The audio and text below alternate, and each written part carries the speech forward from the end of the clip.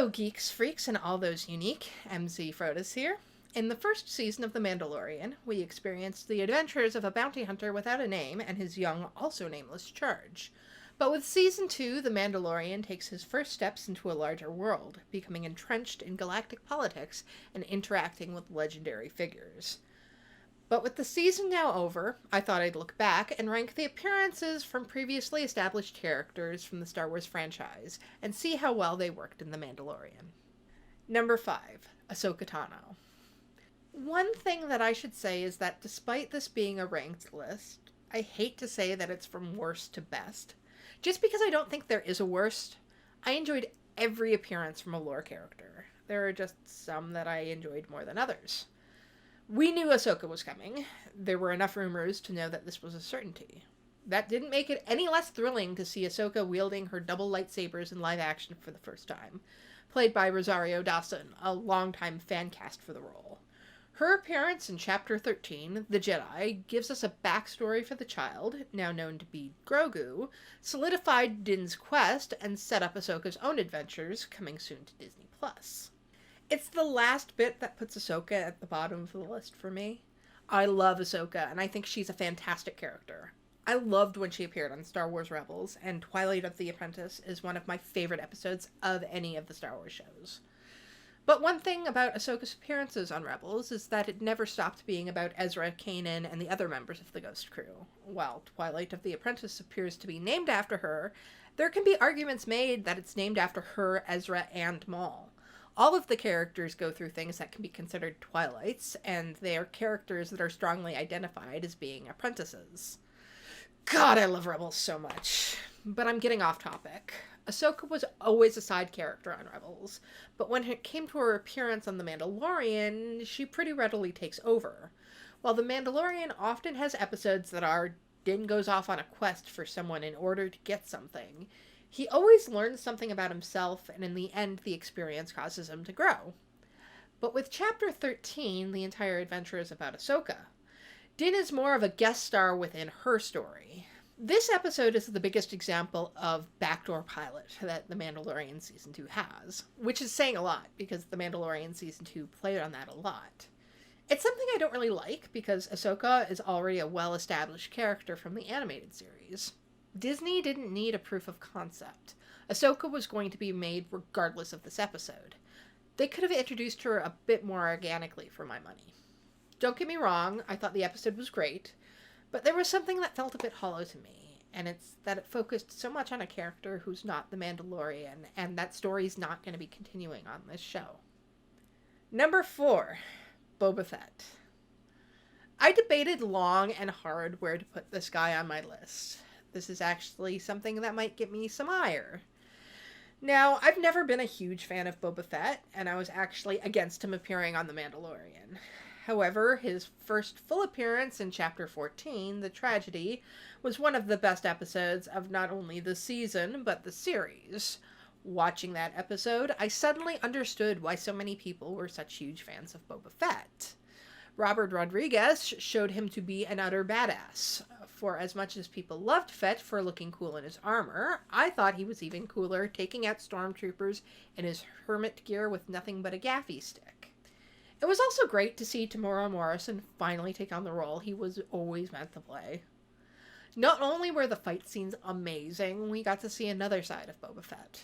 I've always thought of him as the silent villain. He was always in opposition to our good guys, and so I thought of him as a bad guy.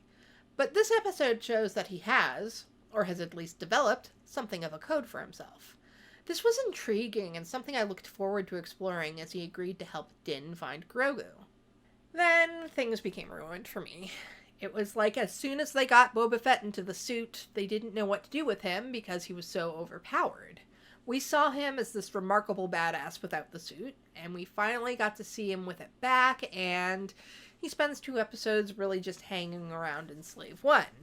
He does have a nice aerial fight with some TIE fighters in Chapter 15, but really Fett was just hanging around for the sake of things.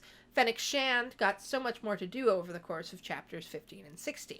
This brought down Fett's appearances in my estimation. If he had just appeared in Chapter 14, there would be no question for me that Boba Fett would have ended up at the top of my list. But by keeping him around but having no real idea what to do with him, I was just frustrated that again Boba Fett had fallen into the trap of wasted potential. We see in the stinger for episode 16 that there's going to be a Boba Fett spinoff. So again, we're in a situation of let's set up a spinoff. And I'm not happy that so much time this season has been dedicated to establishing stuff for shows that are not this one. Am I looking forward to the Book of Boba Fett? Hell yes! I do like what they've done with Boba Fett, and I love Fennec Shand. But after Fett's first full appearance on this show, I felt like they didn't know what to do with him, and that really brings him down in my estimation. Number 3. Luke Skywalker and R2-D2. Unlike everyone else on this list, Luke didn't have a whole episode dedicated to him. He only had a brief cameo. And I know his appearance was considered controversial amongst the Star Wars fandom. For me, I'm neutral. There are some really good parts, but there are some really bad parts. This kind of evens out to me being okay with it, which is why I put it smack dab in the middle of the list. We knew that a Jedi was going to show up after Ahsoka told Jin to take Grogu to Tython. We just didn't know who it was. I never in a million years thought we were actually going to see Luke Skywalker in live action once again. But the moment I saw that X-Wing fly in and I realized who it was, I started yelling. I was so overwhelmed with fangirl joy. Luke's fight with the Dark Troopers is epic. It is easily one of the top 5 lightsaber battles ever. Everything about the scene worked for me. How mysterious and powerful Luke looked as he came in. The soundtrack gave me chills. The way he fought against those troops was awesome. And you felt the tension building as Din and his Amazon brigade waited for this Jedi, not knowing what was going to happen. And then we got that CGI. Now, I'm actually someone who is very forgiving of facial de-aging CGI. It really wasn't the effects that bothered me as much as it was the lack of personality in Luke. He just felt so hollow.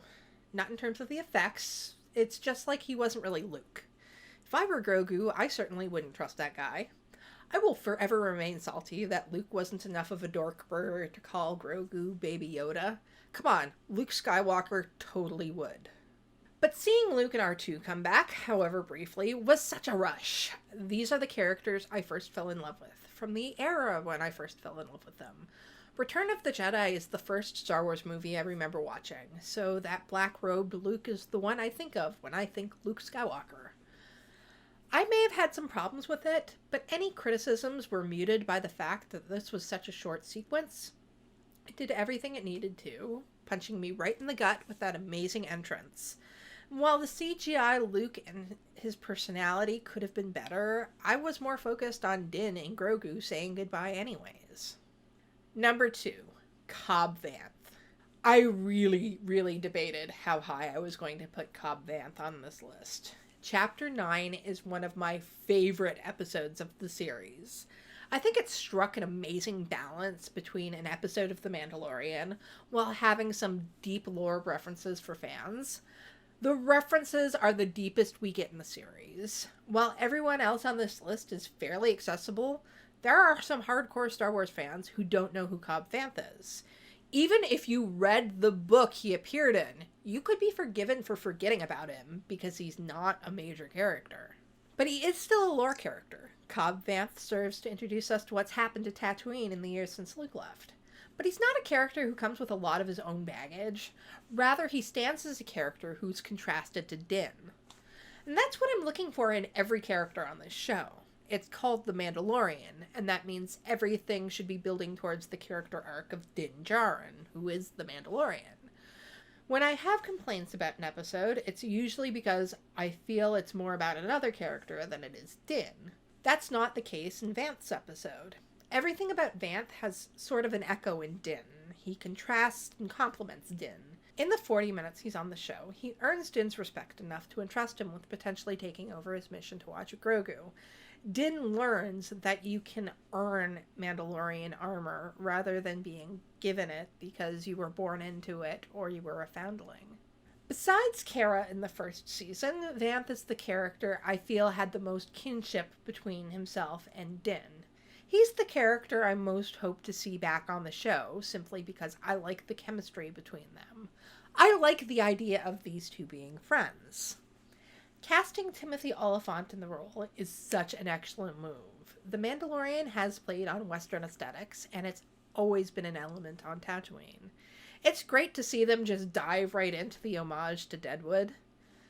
Vanth nearly took my top spot, but there's one character who just squeaked past in terms of portrayal in the show. It was an absolute photo finish for me. So number 1, BO-KATAN KRYZE. As much as I liked Cobb Vanth, when it comes down to it, the best appearance by a lore character has to be BO-KATAN. With her, they really figured out the secret formula. BO-KATAN represents the perfect mix of continuation of a previously established story and keeping things about Din.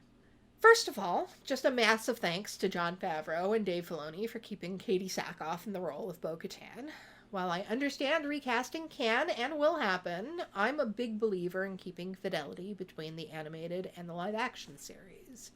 When you have someone like Katie Sackhoff in the role, who is utterly capable of handling live-action action, you go for it. She looked absolutely perfect, and I had no problem believing the live-action version was just a future version of the one we had seen in both the Clone Wars and Rebels. But what's important is the storyline, and BO-KATAN delivers that in spades.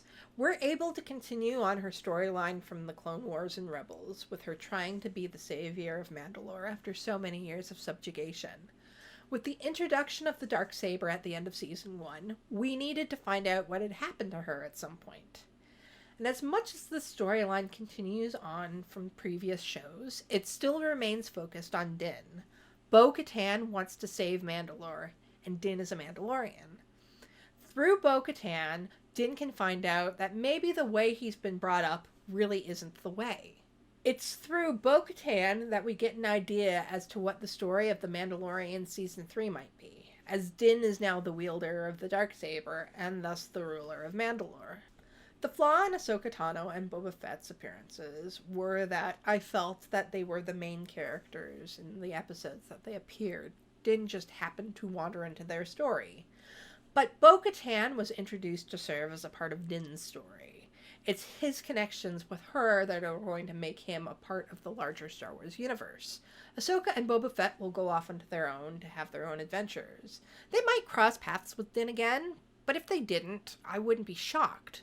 But BO-KATAN's fate is forever entwined with Din's. I loved the second season of The Mandalorian, but my biggest complaint is that so many of the episodes were building towards something that was not this show. Chapter 13 was establishing Ahsoka's show. Chapter 15 was establishing the Book of Boba Fett. Chapter 12 and possibly Chapter 10 were establishing Rangers of the New Republic. While I still enjoyed all of those episodes, I was occasionally left with the feeling like I was losing the storyline of Din, a character I've already grown to care about. The Mandalorian is the Book of Din Djarin, and I want the chapters to be adventures about him and not previews for other books. And when it comes down to it, I'm going to prefer characters that serve his story. Comment down below with your favorite character appearance in The Mandalorian Season 2. If you like my videos, subscribe to my channel. I do video essays, reviews, and top 10 lists about Star Wars, Star Trek, Supernatural, Doctor Who, and lots of other geekery. If you want to support me, please visit my Patreon. You can get access to early videos, polls, and other things. You can also buy me a coffee, or you can go to my Redbubble and TeePublic to buy my geeky graphic designs. So until next time, live long, and may the Force be with you.